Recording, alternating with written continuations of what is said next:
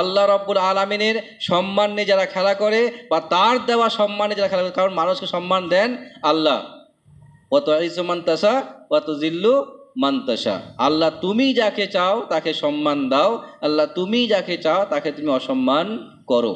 তো যাকে আল্লাহ সম্মান দেবেন, যাকে আল্লাহর পক্ষ থেকে সম্মানিত করা হবে, যার প্রতি আল্লাহর সুদৃষ্টি থাকবে, তাকে নিয়ে যদি আমরা মন্তব্য করি তাহলে কোথাও না কোথাও আমরা আল্লাহর সিদ্ধান্তে আঙুল তুলছি। আর যখন আমরা আল্লাহর সিদ্ধান্তে আঙুল তুলছি আমাদেরকে সমস্যায় পড়তে হবে, এটা মাথা রাখতে হতে পারে। যে বা যারা যখনই, সেটা একাধিক দল হতে পারে, আজকে নতুন কথা নয়, একাধিক নাম আমরা ইতিহাসে জানি, কিন্তু একাধিক নাম আমরা ইতিহাসে জানি। ভারতবর্ষ থেকে ইংরেজরা চলে যায়, ভারতবর্ষ থেকে ইংরেজরা চলে যেতে বাধ্য হয়, পরাস্ত হয়। এটা শুধু মনে করবেন না যে আমরা সকলেই মিলে আমাদের বাপদাদারা জোট বেঁধে যুদ্ধ করছে বলে পালিয়ে গেছে, জি না। তাই গদি যাওয়াটা নতুন কথা নয়, বিগত অনেক ইতিহাস আছে। কিন্তু এখন এটাকে ভুলভাবে দেখানো হোক আর ঠিকভাবে দেখার চেষ্টা হোক, কিন্তু হয়েছে।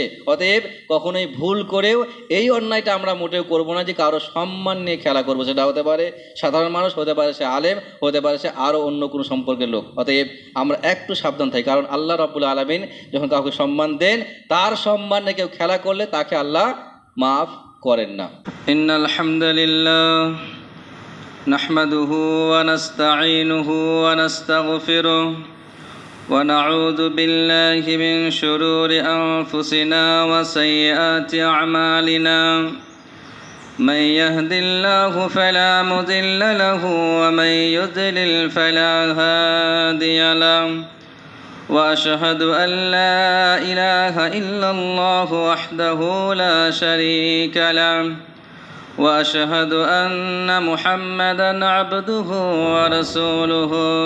আম্মা বা'দ, فإن خير الحديث كتاب الله وخير الهدي هدي محمد صلى الله عليه وسلم وشر الأمور محدثاتها وكل محدثة بدعة وكل بدعة ضلالة وكل ضلالة في النار. فقد قال الله تعالى في كلامه المجيد: أعوذ بالله من الشيطان الرجيم. بسم الله الرحمن الرحيم. يرفع الله الذين آمنوا منكم والذين أوتوا العلم درجات والله بما تعملون خبير. وقال الله تعالى في موضع آخر: قل هل يستوي الذين يعلمون والذين لا يعلمون إنما يتذكر أولو الألباب. وقال رسول الله صلى الله عليه وسلم: فضل العالم على العابد كفضلي على أدناكم. ثم قال رسول الله صلى الله عليه وسلم: إن الله وملائكته وأهل السماوات والأرضين حتى النملة في جحرها وحتى الحوت ليصلون على معلم الناس الخير. رواه الترمذي. সমবেত উপস্থিত মুসলিম ও মুসলিমা সমাজ, প্রশংসা, হামদ, সানা, কৃতজ্ঞতা আল্লাহ রাব্বুল আলামিনের, যার প্রশংসায় সংক্ষেপে আমরা বলি আলহামদুলিল্লাহ। তারপরে পরেই শান্তি দ্বারা বর্ষণ হোক রসুল আকরাম মুহাম্মদ সাল্লাল্লাহু আলাইহি ওয়াসাল্লামের ওপর। আল্লাহুম্মা সাল্লি আলাইহি আল্লাহুম্মা বারিক আলাইহি। আমি আপনাদের সামনে সূরা মুজাদিলা 58 নম্বর আয়াতের সূরার 11 নম্বর আয়াত এবং সূরা জুমার 39 নম্বর সূরার 9 নম্বর আয়াত তেলাওয়াত করেছি। তার সাথে সাথে সহিহ তিরমিজির একটা হাদিস পরিবেশন করেছি। এগুলোকে সামনে রেখে বক্তব্য রাখবো। আজকের বক্তব্যের যতগুলো বিষয় আমরা সামনে রাখতে পারি তার মধ্যে গুরুত্বপূর্ণ বিষয় হচ্ছে বর্তমান বিশ্বের একটা গুরুত্বপূর্ণ ঘটনাই বলি বা সমস্যাই বলি, সেটা হচ্ছে বাংলাদেশ। সেটা হচ্ছে বাংলাদেশের যা কিছু এ পর্যন্ত হয়েছে, বিগত কয়েকটা দিন থেকে চলছে, কয়েক সপ্তাহ থেকে চলে আসছে। এ পর্যন্ত যেটা অবস্থা হয়তো বাহ্যিক দৃষ্টিতে ভালোই মনে হচ্ছে, এটা একটা দিক ছিল। কেন হলো সেটা বড় প্রশ্ন, কেন হলো এই অবস্থা সেটা হচ্ছে বড় প্রশ্ন। এখন সেখানে যেমন এটা হলো, অন্যান্য দেশে এমনটা হতে পারে কিনা সেটা নিয়েও একটা বিষয় রয়েছে। কেন জানতে হবে? কারণ যেহেতু সেখানে মুসলিমরা বসবাস করে, যেহেতু সেখানে মুসলিমরা বসবাস করে, যাদের দাবি আল্লাহকে মানা, যাদের দাবি হচ্ছে রসুলকে ভালোবাসা, তো সেই দাবিদার লোকেদের এই অবস্থা হবে কেন? কোথাও তো একটা ভুল হচ্ছে, কোথাও একটা সমস্যা আছে যেটা হয়তো মানুষ বুঝে উঠতে পারছে না, আর না বোঝার জন্যেই সমস্যা ঘনীভূত হচ্ছে, বড় হচ্ছে, আস্তে আস্তে ব্যাপক একটা মারাত্মক রূপ নিচ্ছে। আজকে প্রধানমন্ত্রীর মতো পদ আপাতত যে কোনো দেশের একটা বিরাট সম্মানী পদ। রাষ্ট্রপতি পরে পরেই সবথেকে বড় পদ হচ্ছে প্রধানমন্ত্রীর পদ। তো সেই পদ থেকে মানে শুধু ইস্তফা দেওয়া নয়, লুকিয়ে পালিয়ে যেতে হওয়াটা কম মারাত্মক নয়। কিন্তু লজ্জার, অসম্মানের, মানহানির সব কিছু বলতে পারে। কিন্তু এইসব হওয়ার কারণটা কি? কেনই বা এরকম ঘটনা ঘটছে? এর আগেও ঘটেছে, কিন্তু এটা নতুন কথা নয়, এর আগেও ঘটেছে, একাধিক বিষয় হয়েছে।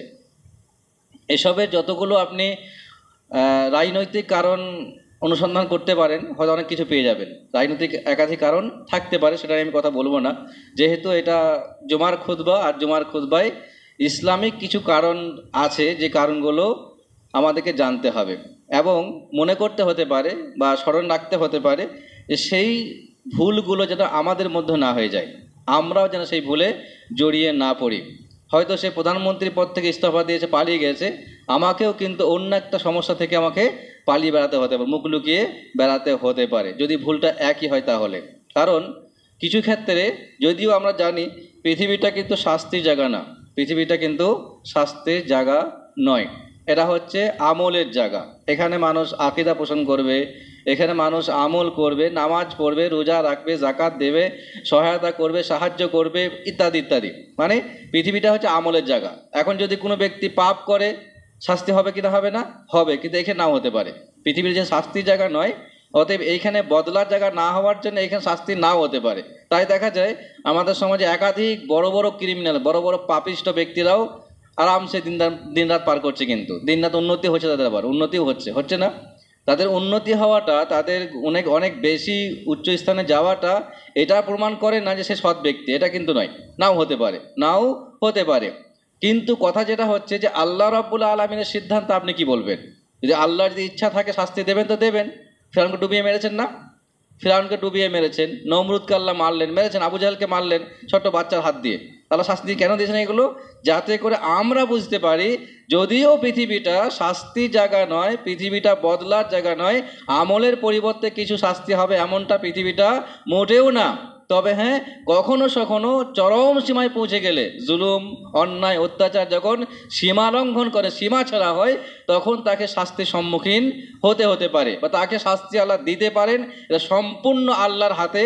আর শাস্তি দেবেন তাকে শাস্তি দেওয়ার জন্যে না, বাকিদের শিক্ষা দেওয়ার জন্যে। ফিরআউনকে আল্লাহ ডুবিয়ে মেরে দিলেন, ওর শিক্ষা কি? শিক্ষা হলো আর? ও তো শেষ পৃথিবী থেকে, ও তো জীবনই আর নেই, ও শিক্ষা নেই, করবে কি? নমরুদকে আল্লাহ মেরে ফেললেন, ও তো মারা গেল, ওর শিক্ষা কি হবে? ওর তো শিক্ষা নেওয়ার কিছু নেই। ঠিক একইভাবে আবু জাহেল মারা গেল, কি শাস্তি শিক্ষা হবে? ওর তো জায়গা নেই শিক্ষা নেওয়ার। তাকে শাস্তি দিয়ে তার ওপরে আল্লাহর পক্ষ থেকে শাস্তি নামিয়ে, আযাব নামিয়ে, যারা পৃথিবীতে বাকিরা আমরা আছি, আমাদেরকে শিক্ষা দেওয়া হচ্ছে যে ওই অপরাধটা তোমরা করো না, হতে পারে তোমার ওপর শাস্তি পৃথিবীতেও আসতে পারে। এটা হচ্ছে শিক্ষা, এটা হচ্ছে শিক্ষা। অতএব আজকে কোন দেশের প্রধানমন্ত্রী ইস্তফা দিয়ে পালিয়ে গেল সেটা একটা বিষয়, সেটা একটা অন্য বিষয় হতে পারে, কিন্তু কেন যেতে হলো সেটা নিয়ে আমাদের ভাবতে হতে পারে। কেন? আবারও বলছি, কিন্তু যেহেতু মুসলিম, যেহেতু দাবিদার মুসলিম, দেশটাও মুসলিম দাবিদার, আর প্রধানমন্ত্রী স্বয়ং নিজেও দাবিদার মুসলিম, অতএব তার উচিত ছিল ইসলামের মূল্যায়ন করা, ইসলামকে গুরুত্ব দেওয়া, ইসলামের অবমাননা না করা। যতগুলো কারণ আপনি অনুসন্ধান করবেন, পাবেন খুঁজে, তার মধ্যে মারাত্মক যেটা ইসলামের কারণ, সেটা নিয়ে আজ কথা বলবো। সেটা হচ্ছে উলামাদের অসম্মান। উলামাদের অসম্মান একটা নয়, কতগুলো নেবেন আপনি? বিনা অপরাধে বিনা পাপে বিনা ভুলে অপরাধী বানানো, শাস্তি দেওয়া, তাকে সমস্যার সম্মুখীন করা, এমনকি ফাঁসির পর্যন্ত দিয়ে দেওয়া, তাকে চিরস্থায়ী লাইফ টাইম যাবজ্জীবন করে থাকতে বাধ্য করা, ইত্যাদি ইত্যাদি আরও অনেক কিছু, যা মোটামুটি আমরা খবরে জানি। যারা আমরা মুসলিম, যারা ইসলামকে ভালোবাসি, যারা ওলামাদের প্রতি ভক্তি ভালোবাসা আছে আমাদের, আমরা ভালো করে জানি যে বাংলাদেশে ওলামাদের প্রতি কীভাবে অন্যায় অত্যাচার করা হয়েছিল। এখন হয়তো একটু শিথিল হয়েছে নতুন কিছু অবস্থান হওয়ার পরে, এটার পরে কী হবে আল্লাহ জানে। আর যতগুলো কারণে একটা মানুষের পৃথিবীতেই শাস্তি হওয়ার সম্ভাবনা, তার মধ্যে একটা হচ্ছে ওলামাদের প্রতি দুর্ব্যবহার বা তাদের প্রতি অন্যায় আচরণ, তাদের প্রতি শাস্তির দিকটা বেছে নেওয়া বা তাদেরকে অপরাধী না হওয়ার সত্ত্বেও অপরাধী বানিয়ে দেওয়া, এটা মারাত্মক পাপ। এটা হচ্ছে মারাত্মক পাপ। কয়েকটা কথা আমি শোনাবো ওই দিক থেকেই। এখন কাকে শাস্তি দিয়েছেন, তিনি দোষী না নির্দোষী আমি বলতে চাইছি না, কিন্তু যতজনকে শাস্তি তিনি দিয়েছেন সবাই কিন্তু দোষী ছিল না।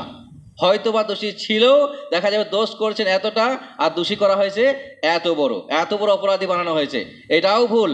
আবারও ভালো শুনি, আমরা মুসলিমরা ইসলামের কথা মানি, আর আমরা জানি যদি কোনো ব্যক্তি আপনার ওপরে অন্যায় করে, অত্যাচার করে, তাহলে আপনি তার বদলা নিতে পারেন, কিন্তু মাপটা ঠিক থাকতে হবে, মাপটা ঠিক থাকতে হবে। সে আপনাকে মারলো একটা চর, হতে পারে সম্ভাবনা, চাটা মারলো আপনাকে, যার হয়তো পরিমাণ দেখেন হয়তো 100 গ্রামের, আমি জাস্ট উদাহরণ দিচ্ছি, আর তাকে আপনি পাল্টা মারলেন 200 গ্রামের, আপনি কি করলেন? তার যেমন চর মারাটা ভুল ছিল, আর আপনারও তার থেকে পরিমাণ বাড়িয়ে দেওয়াটা আপনারও কিন্তু ভুল ছিল। কথা বুঝছি আমরা? কেউ আপনার কাছ থেকে হয়তো 1 কাঠা জমি কেড়ে নিয়েছে, আপনি অন্য একজনের কাছ থেকে 5 কাঠা জমি কেড়ে নিলেন, ঠিক হলো? এটা ভুল না? এটাও এই জায়গাটা আসতে হতে পারে। তাহলে শাস্তি দেওয়াটা অন্য বিষয়। যদি মনে হয় এটা আমার চোখে ভুল তো আমি শাস্তি দিচ্ছি, হতে পারে সেই ভুলটার মাপ থাকা দরকার, কতটা মাত্রার ভুল। লঘু পাপে গুরুদণ্ড, বাংলায় কথা বলে একটা, লঘু পাপে গুরুদণ্ড, ছোট ভুলে বড় শাস্তি, ছোট ভুলের বড় শাস্তি, এটা ইসলাম সমর্থন করে না। আর এখানে সেই কেসটা ঘটেছে কিনা আমি আবার বলছি, কে দোষী কে দোষী না, কে অপরাধী কে অপরাধী নয়, সেটা নিয়ে আমি এখানে ফয়সালা করতে আসিও নাই, তার নামও উল্লেখ করছি না। তবে হ্যাঁ, এটা আমরা ভালো করে বুঝতে পারছি, অনেককে যেমন বিনা অপরাধে অপরাধী বানানো হয়েছে, তেমন অনেককেই ছোট অপরাধে বড় অপরাধী বলেও মানুষের সামনে তুলে ধরার চেষ্টা করা হয়েছে। যদি উদাহরণ দিয়ে ঠনকে একটা উদাহরণ দিই, তাহলে সেটা হবে আজকের বর্তমানে ভারতবর্ষ থেকে জাকির নায়েক কথা যদি উল্লেখ করি, যেহেতু সবাই সমর্থন করে তাই বলতে অসুবিধা নেই। তো ডক্টর জাকির নায়েকের পিস টিভি বন্ধ হওয়ার যতগুলো ব্যক্তি মাথায় ছিল, তার মধ্যে 1 নম্বর ছিল বর্তমান যিনি প্রধানমন্ত্রী, পালিয়ে গেলেন, সেখান থেকে পালাতে বাধ্য হলেন। অভিশাপ তো লাগবে, অভিশাপ তো লাগবে, মানুষের অভিশাপ থেকে বাঁচতে হতে পারে আপনাকে। আপনি যার পিছনে কথা বলছেন, যাকে নিয়ে মন্তব্য করছেন, আমি আরও আলেমের নাম নিতে পারি, নিচ্ছি না কিন্তু, কারণ আমরা সবাই জানি তাই বলছি না। তো এই যে একটা মারাত্মক সারা বিশ্বব্যাপী একটা কাজ চলছিল, সারা বিশ্বব্যাপী একটা কাজ চলছিল পিস টিভির মাধ্যম দিয়ে, জাকির নায়েকের মাধ্যম দিয়ে, যে তিনি কি আমি সেটা বলছি না, কিন্তু তার প্রশংসা সুনাম সুখ্যাতি করতে আমি এখানে আসিনি, জাস্ট উদাহরণ দিচ্ছি, যার মাধ্যমে যাই হোক না কেন সারা বিশ্বে একটা ইসলামী আলোড়ন সৃষ্টি হয়েছিল। সারা বিশ্বে আজও মানুষ যে সঠিকটা বুঝতে পেরেছেন বা ভুল থেকে সরে আসছেন, তার মধ্যে বড় একটা মাধ্যম তিনি ছিলেন, বড় একটা মাধ্যম তিনি ছিলেন, বা তার টিভি চ্যানেল ছিল। আর সেই টিভি চ্যানেল বন্ধ হওয়ার পিছনে সব থেকে বড় হাত ছিল যিনি পালিয়ে গেলেন, পালাতে বাধ্য হলেন। অভিশাপ তো লাগবে, অভিশাপ তো লাগবে। অতএব যে সকল কথাগুলো আজকে আমরা শুনবো, তার মধ্যে মারাত্মক কথা কিছু বলেনি, সেটা হচ্ছে ওলামাদের একটা ছোট্ট আরবি কথা আছে, লুহুমুল উলামা মাসমুমা, লুহুমুল উলামা মাসমুমাতুন, অর্থাৎ ওলামাদের গোস্ত হচ্ছে খুবই বিষাক্ত। ওলামাদের গোস্ত মানে অ্যাকচুয়ালি তাদের গীবত করা, তাদের বদনাম করা, তাদেরকে ছোট করার চেষ্টা করা, তাদেরকে লজ্জিত করার চেষ্টা করা, এটা হচ্ছে বিষাক্ত। অতএব যখনই কোনো ব্যক্তি, কোনো সমাজ, কোনো রাষ্ট্র, যেখান থেকে হোক না কেন, তাদের নিয়ে অসম্মান করার খেলা করার চেষ্টা করা হবে, মান সম্মান নিয়ে খেলা করবে, তাদেরকে শাস্তির সম্মুখীন হতে পারে। আমি আবারও বলছি, পৃথিবীটা শাস্তির জায়গা না, এই শাস্তি হয়েছে মানে আরও কেউ করলে তারও শাস্তি হবে, নাও হতে পারে, নাও হতে পারে। তবে হ্যাঁ, একটা কথা মাথায় ভালো করে রাখি, যে আল্লাহ রাব্বুল আলামিন এবং মাজলুমের দোয়ার মাঝে কোনো পর্দা থাকে না। যখন কোনো মাজলুম হাত তুলে আল্লাহর কাছে বদদোয়া করে, তখন তার মাঝে এবং আল্লাহর মাঝে কোনো পর্দা থাকে না, দোয়া কবুল হয়। আর সে যে কেউ হতে পারে, সে যে কেউ হতে পারে। আমরা জানি ইতিহাস, আমি ওদের যাচ্ছি না, আমি কিছু কথা বলবো এখানে। প্রথমে একটা আসি আল্লাহ রাব্বুল আলামিন শিক্ষা সম্পর্কে, ইলম সম্পর্কে বা উলামাদের সম্পর্কে কি বলছেন, দু একটা কথা বলি। আল্লাহ সম্মান দেবেন আর আমি অসম্মান করব, কোনটা ঠিক হবে, আমারটা না আল্লাহরটা? নিঃসন্দেহে আল্লাহরটা। আল্লাহ বলছেন ইয়ারফাইল্লাহুল্লাযিনা আমানু মিনকুম ওয়াল্লাযিনা উতুল ইলমা দারাজাত। আল্লাহ রাব্বুল আলামিন ইমানদারদের এবং আহলে ইলমদের, উলামাদের সম্মান বৃদ্ধি করেন, সম্মান বৃদ্ধি করেন। তাই সম্মানের দায়িত্ব সম্পূর্ণ আল্লাহর হাতে। আল্লাহ যাকে চান তাকে সম্মান দেন, যাকে চান তার সম্মান নষ্ট করে, এটা সম্পূর্ণ আল্লাহর হাতে। যদি ইজ্জত সম্মান চাইতে হয় আল্লাহর কাছে চাইতে হবে। আমি এক শ্রেণীর লোককে দাবিয়ে দেবো, ছোট করব, জেলে ভরে দেবো, আর আমার সম্মান রক্ষা হবে? হবে না, অসম্ভব ব্যাপার। কোনো না কোনো দিন আমরা শাস্তি পেতে হয়, যার সময় হয়তো এখন হয়েছিল। যাক, আবার বলছে, আল্লাহ বলছেন ইয়ারফাইল্লাহুল্লাযিনা আমানু মিনকুম ওয়াল্লাযিনা উতুল ইলমা দারাজাত। আল্লাহ রাব্বুল আলামিন তিনি ইমানদারদের এবং উলামাদের সম্মান বৃদ্ধি করেন, তিনি সম্মান দেন। কারণ কেন সম্মান দেবেন না? আল্লাহ রাব্বুল আলামিন কালাম তারা পড়ে, সেই কালামের প্রচার তারা করে, তার কালামের ব্যাখ্যা তারা করে, আর সেই কালাম নিয়ে তারা মানুষকে আহ্বান করে, তার দিকে আল্লাহর দিকে মানুষকে ডাকে, মানুষকে আল্লাহর দিকে আসতে সাহায্য করে। তার সম্মান তো আল্লাহ করবেনই। কারণ পৃথিবীতে এই শ্রেণীর সংখ্যাটা খুব কমে আস্তে আস্তে কমে আসছে না, একাধিক সংখ্যায় কমে আসছে কিন্তু। আর যারা আছে তাদেরকেই আল্লাহ সম্মান, আল্লাহ ওইটাই বলছেন, যারা ইলম নিয়ে কালচার করেন বা কোরআন হাদিস নিয়ে কালচার করেন তাদেরকে আল্লাহ সম্মান করেন। আর কি বলেন, ওয়াল্লাহু বিমা তা'মালুনা খাবির। আমরা যা কিছু করি সব সম্পর্কে আল্লাহ রাব্বুল আলামিন তিনি খবর রাখেন বা তিনি সংবাদ রাখেন। দ্বিতীয় আয়াত আল্লাহ বললেন কুল হাল ইয়াস্তাবিল্লাযিনা ইয়ালামুনা ওয়াল্লাযিনা লা ইয়ালামুন। আপনি জিজ্ঞাসা করুন, আপনি বলে দেন, আপনি বলে দেন, হাল ইয়াস্তাবিল্লাযিনা ইয়ালামুনা ওয়াল্লাযিনা লা ইয়ালামুন। যারা ইলম চর্চা করে তারা আর যারা ইলম চর্চা করে না, তারা দুই কি সমান? উভয় সমান না। যারা ওলামা, যারা ওলামা নয়, তারা দুইটি কোনো অ্যাঙ্গেল থেকেই সমান হতে পারে না। আল্লাহ বলছে মানে সমান নয়। ইন্নামা ইয়াতাযাক্কারু উলুল আলবাব। যারা জ্ঞানী মানুষ এটা খুব সহজেই উপলব্ধি করতে পারবেন, জানতে পারবেন যে ঠিকটা কি আর ভুলটা কি। এটা হচ্ছে আয়াত ছিল। আল্লাহ রসুল সাল্লাল্লাহু আলাইহি ওয়াসাল্লাম কি বললেন আমরা দেখার চেষ্টা করি। একটা ঘটনা উল্লেখ করা হচ্ছে এখানটায়। আবু উমামা বাহিলি রাদিয়াল্লাহু তাআলা আনহু তিনি বলেন, যুকির আলী রাসূলুল্লাহ সাল্লাল্লাহু আলাইহি ওয়াসাল্লাম রাজুলান আহাদুহুমা আবিদ ওয়াল আখার আলিম। আল্লাহ রসুল সাল্লাল্লাহু আলাইহি ওয়াসাল্লামের কাছে দুইজন ব্যক্তির কথা উঠে এলো বা আলোচনা হচ্ছিল। দুইজন ব্যক্তির কথা, দুই শ্রেণীর ব্যক্তির কথা, দুইজন খাস নয়, দুই শ্রেণীর ব্যক্তির কথা। একজন তার মধ্যে আবেদ, অর্থাৎ নামাজ কালাম রোজা সব কিছু সে ভালো করে করে, আবেদ মানুষ। আর একটা হচ্ছে আলেম, একজন হচ্ছে আলেম। আর আলেম মানে বেআমল আলেমের কোনো মূল্য নেই কিন্তু, এটা ভালো করে শুনিনি আমরা। সবকে এক করবেন না, সবাইকে আমি একমাত্র মাপছিও না। ওই আলেম যে আমল করেন, ওই আলেম যে আমলে অ্যাক্টিভ থাকেন, সে আলেমের কথা বলা হচ্ছে কিন্তু। আলেম নামাজ পড়েন না, হাফেজ নামাজ পড়েন না, কোনো মূল্য আছে?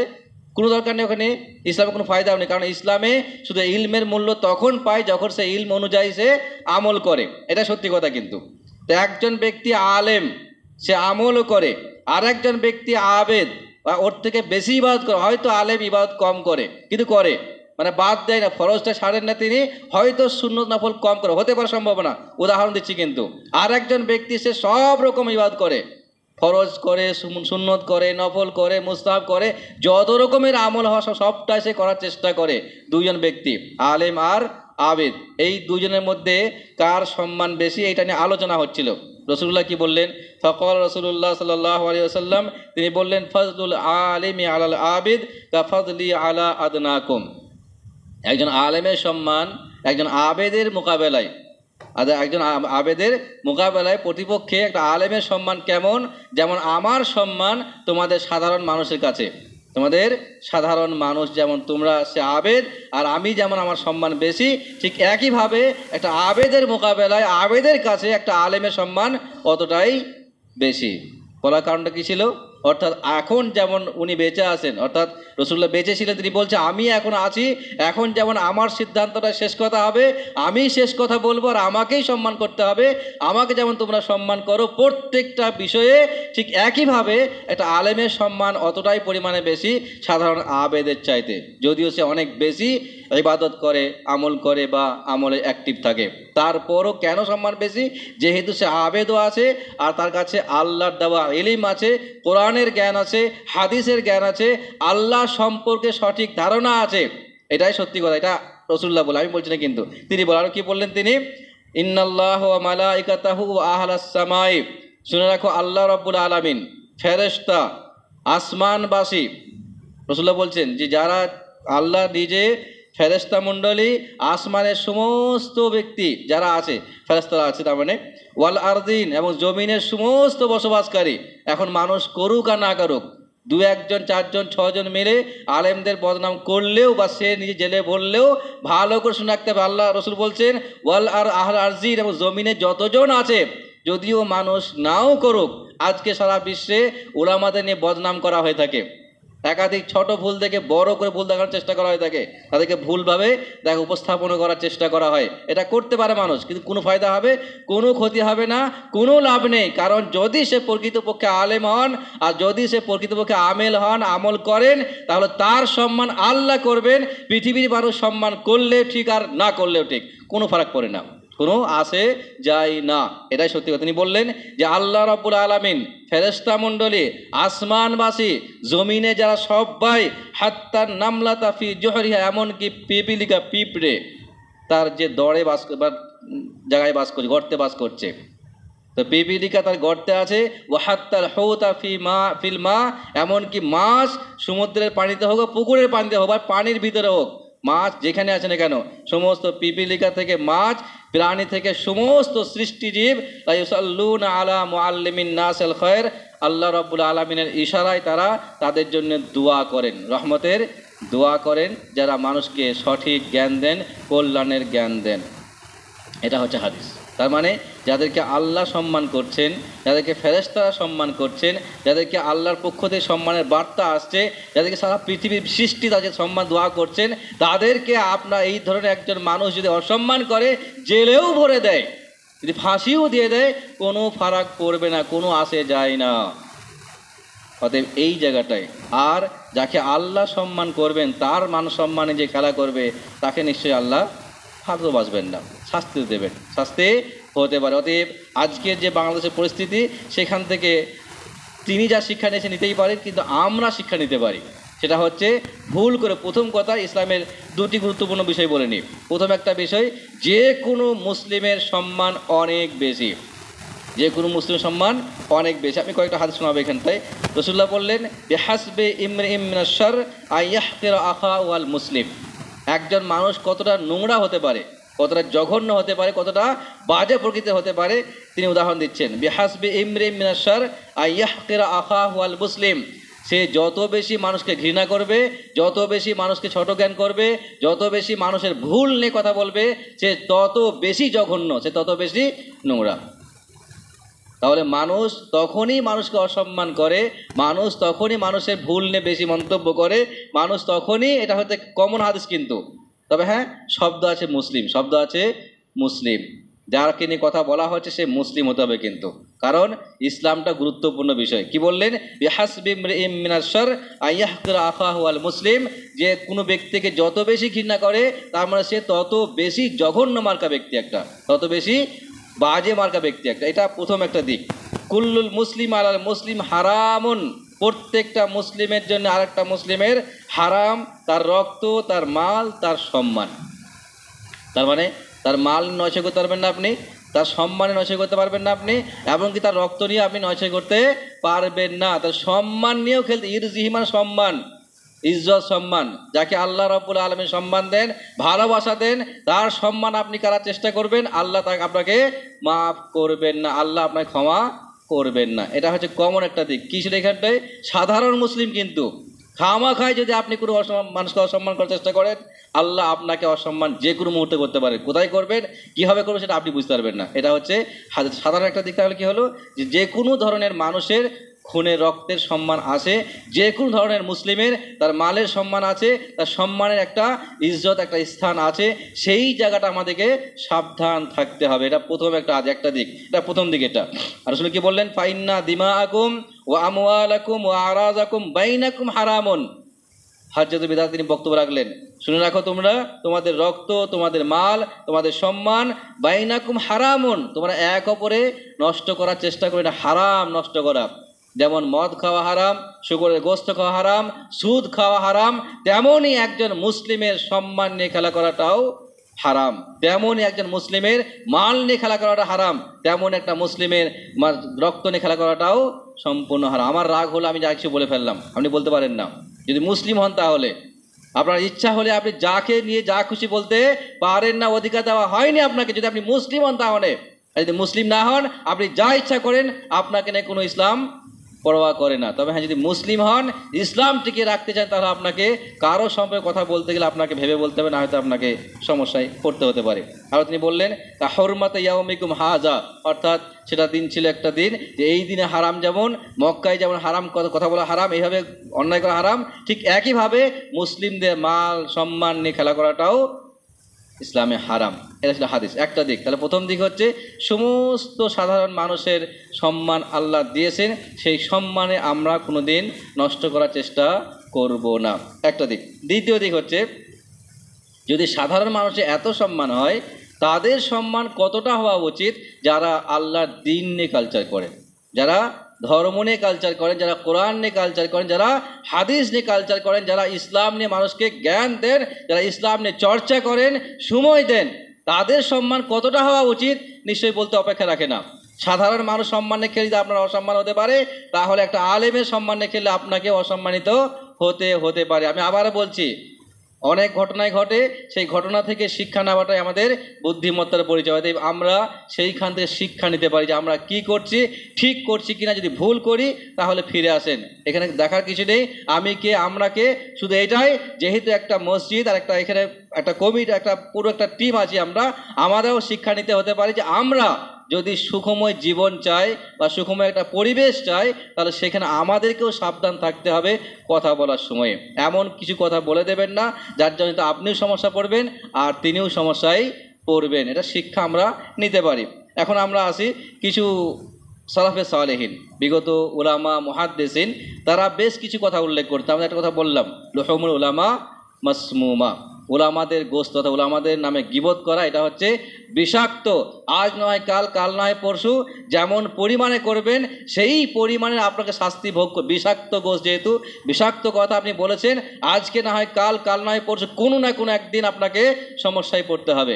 এটাই বেশ কিছু কথা ওলামারা বলেছেন, তার মধ্যে কয়েকটা কথা আমি বলিনি এখানটায়। প্রথম কথা, আন্না লুহুমাল উলামা রাহমাতুল্লাহ আলাইহিম মাসমুমা। প্রথম কথা এটা যে ওলামাদের গোশত হচ্ছে বিষাক্ত, অতএব তাদের গোশত, তাদের গীবত, তাদেরকে নিয়ে মন্তব্য করাটা করবেন না ভুল করেও। আজকে যে শাস্তি বড় আকারে হচ্ছে, আপনি ভুল ছোট করবেন, ভুলের সেই ছোট ভুল অনুযায়ী শাস্তি আপনাকে পেতে হবে। সে বড় ভুল করছে, সে তাকে শাস্তি পেতে হয়েছে, শিক্ষা নিতে হতে পারে। আরও বললেন ওয়াদাতাল্লাহি ফি হাক্কি আস্তারে মুনতাকিসিহিম মা'লুমা, আল্লাহ রাব্বুল আলামিনের সম্মান নিয়ে যারা খেলা করে বা তার দেওয়া সম্মানে যারা খেলা করে, কারণ মানুষকে সম্মান দেন আল্লাহ। ওয়া তুইজ্জু মান তাশা ওয়া তুযিল্লু মান তাশা, আল্লাহ তুমি যাকে চাও তাকে সম্মান দাও, আল্লাহ তুমি যাকে চাও তাকে তুমি অসম্মান করো। তো যাকে আল্লাহ সম্মান দেবেন, যাকে আল্লাহর পক্ষ থেকে সম্মানিত করা হবে, যার প্রতি আল্লাহর সুদৃষ্টি থাকবে, তাকে নিয়ে যদি আমরা মন্তব্য করি, তাহলে কোথাও না কোথাও আমরা আল্লাহর সিদ্ধান্তে আঙুল তুলছি। আর যখন আমরা আল্লাহর সিদ্ধান্তে আঙুল তুলছি, আমাদেরকে সমস্যায় পড়তে হবে, এটা মাথা রাখতে হতে পারে। যে বা যারা যখনই, সেটা একাধিক দল হতে পারে, আজকে নতুন কথা নয়, একাধিক নাম আমরা ইতিহাসে জানি, কিন্তু একাধিক নাম আমরা ইতিহাসে জানি। ভারতবর্ষ থেকে ইংরেজরা চলে যায়, ভারতবর্ষ থেকে ইংরেজরা চলে যেতে বাধ্য হয়, পরাস্ত হয়। এটা শুধু মনে করবেন না যে আমরা সকলেই মিলে আমাদের বাপদাদারা জোট বেঁধে যুদ্ধ করছে বলে পালিয়ে গেছে, জি না। প্রথম সারিতে ইতিহাস আপনি পড়েন, ভারত স্বাধীনতার ইতিহাস আপনি পড়েন, নিরপেক্ষ ইতিহাস পড়েন, দেখবেন বুঝতেন যে প্রথম সারি যারা স্বাধীনতা আন্দোলনে ছিলেন তারা সকলেই ছিলেন উলামা, তারা ছিলেন উলামা। হাজারো উলামাকে ফাঁসির তলায় ঝুলিয়ে দেওয়া হয়েছে, হাজারো উলামাকে বিভিন্ন জেলে পাঠিয়ে দেওয়া হয়েছে, কারাদণ্ড দেওয়া হয়েছে, মৃত্যু পর্যন্ত জেলে শাসন নষ্ট করা হয়েছে। আপনি কি বলবেন? তাই গদি যাওয়াটা নতুন কথা নয়, বিগত অনেক ইতিহাস আছে কিন্তু। এখন এটাকে ভুলভাবে দেখানো হোক আর ঠিকভাবে দেখার চেষ্টা করো, কিন্তু হয়েছে। অতএব কখনোই ভুল করেও এই অন্যায়টা আমরা মোটেও করবো না যে কারো সম্মান নিয়ে খেলা করবো। সেটা হতে পারে সাধারণ মানুষ, হতে পারে সে আলেম, হতে পারে সে আরও অন্য কোনো সম্পর্কের লোক। অতএব আমরা একটু সাবধান থাকি, কারণ আল্লাহ রাব্বুল আলামিন যখন কাউকে সম্মান দেন, তার সম্মান নিয়ে কেউ খেলা করলে তাকে আল্লাহ মাফ করেন না। আল্লাহ দোয়া করি আল্লাহ রাব্বুল আলামিন আমাদের সকলকে সব রকমের ভুলগুলো বোঝার তৌফিক দিন, সেই ভুল থেকে দূরে থাকার তৌফিক দিন, এবং সব রকমের ঠিক কাজ উপলব্ধি করার তৌফিক দিন, এবং সেই ঠিকঠাক কাজগুলোকে করার তৌফিক দান করুন। আমিন।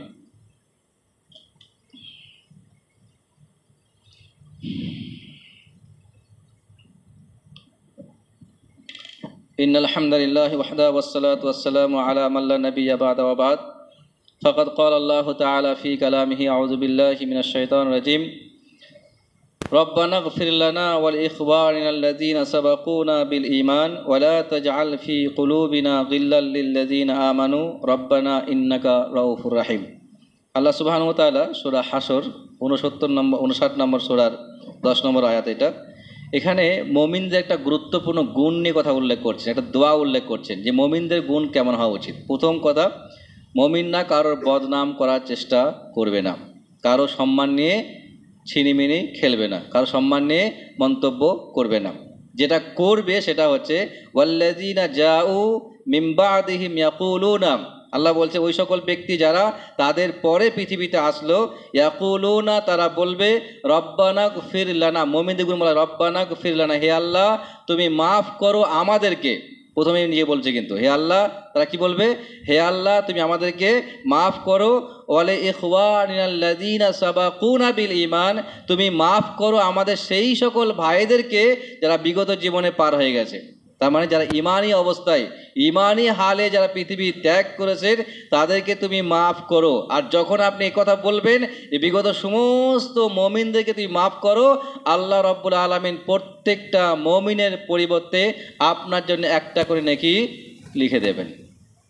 যতজন, এটা সংক্ষেপ কথা, কিন্তু কি বললেন এখানটায়? প্রথম বলেন হে আল্লাহ তুই মাফ করো আমাদেরকে, 2 নম্বর কথা হে আল্লাহ তুই মাফ করো আমাদের সেই সমস্ত ভাইদেরকে যারা ইমানি অবস্থায় পৃথিবী ছেড়ে চলে গেছে।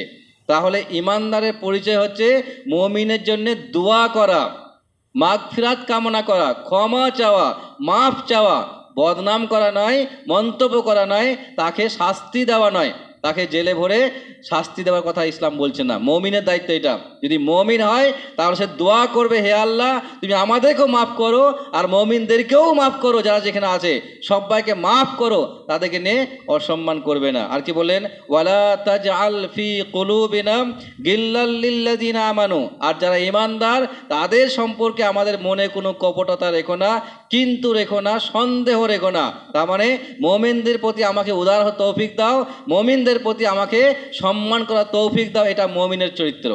তাহলে মুমিন বদনাম করে না, মুমিন খারাপ কথা বলে না, মুমিন যেটা করে সেটা হচ্ছে দোয়া করে মুমিনদের জন্য, সে দোয়া করে মুমিনদের জান্নাতের জন্য, সে দোয়া করে মুমিনদের জাহান্নাম থেকে মুক্তির জন্য, সে দোয়া করে মুমিনদেরকে আল্লাহর কাছে প্রিয়পাত্র হওয়ার, যে এটা মুমিনের পরিচয়। সবাইকে আল্লাহ মাফ করুন, সবাইকে আল্লাহ জান্নাতবাসী করুন, এবং সবাইকে আল্লাহ নিজ সান্নিধ্যে থাকার তৌফিক দান করুন। আমিন।